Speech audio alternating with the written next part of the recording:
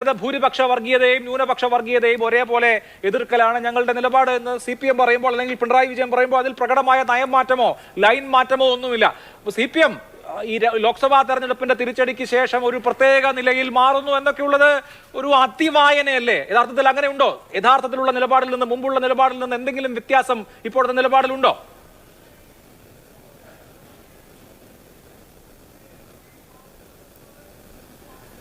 അഭിലാഷേ, നമ്മുടെ നാട്ടിൽ ഒരു ചൊല്ലുണ്ട്, ഉത്തരത്തിലിരുന്നത് കിട്ടിയുമില്ല, കഷത്തിലിരുന്നത് പോവുകയും ചെയ്തു. കേരളത്തിലെ മുഖ്യമന്ത്രിയുടെ അവസ്ഥ ഏതാണ്?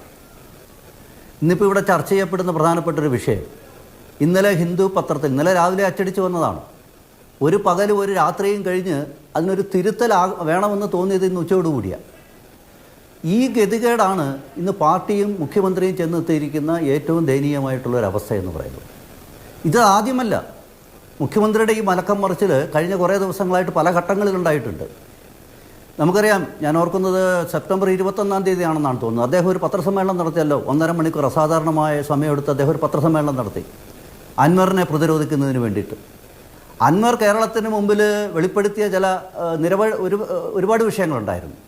അതിൽ അദ്ദേഹം പ്രാധാന്യത്തോടെ അന്ന് ഉന്നയിച്ച ഒരു വിഷയമായിരുന്നു ഈ പറയുന്ന മലപ്പുറം ജില്ലയിലെ പ്രത്യേകിച്ച് മുസ്ലിം ജനവിഭാഗത്തെ അപകീർത്തിപ്പെടുത്തുന്ന രീതിയിൽ കേരളത്തിൻ്റെ ആഭ്യന്തര വകുപ്പും പോലീസും പെരുമാറുന്നു.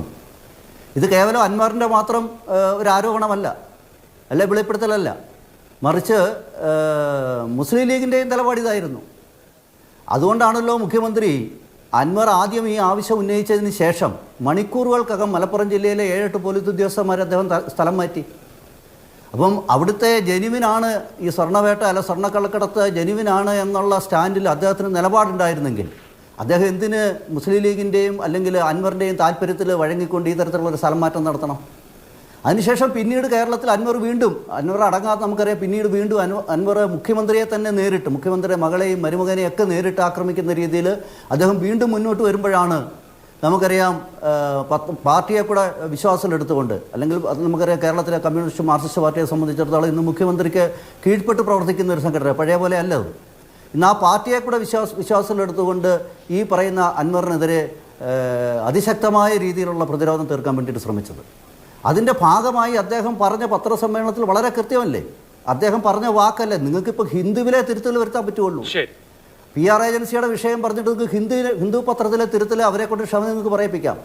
പക്ഷേ ബഹുമാനപ്പെട്ട മുഖ്യമന്ത്രി കേരളത്തിലെ പൊതുജനങ്ങളോട്, മാതൃഭൂമി ഉൾപ്പെടെയുള്ള ചാനലിനോട് പറഞ്ഞ കാര്യം എങ്ങനെ തിരുത്താൻ സാധിക്കുക? അദ്ദേഹം മലപ്പുറം ജില്ലയുടെ പേരെടുത്ത് പറയുക മാത്രമല്ല, ഏതാണ്ട് 147 കിലോ സ്വർണം പിടിച്ചതിൽ 124 കിലോ സ്വർണവും മലപ്പുറം ജില്ലയിൽ നിന്നാണ്. അതേപോലെ ഹവാലാപ്പണം പിടിച്ചതിന്റെ 80% മലപ്പുറം ജില്ലയിൽ നിന്നാണ്. അദ്ദേഹത്തിന്റെ പ്രസംഗത്തിൽ അത് സവിസ്തരം ആ കണക്കുകൾ 147 കിലോ പിടിച്ചു, 124 കരിപ്പൂരിൽ നിന്നാണ് മുൻ വർഷത്തെ കണക്കുകൾ അടക്കം സൂചിപ്പിച്ചു.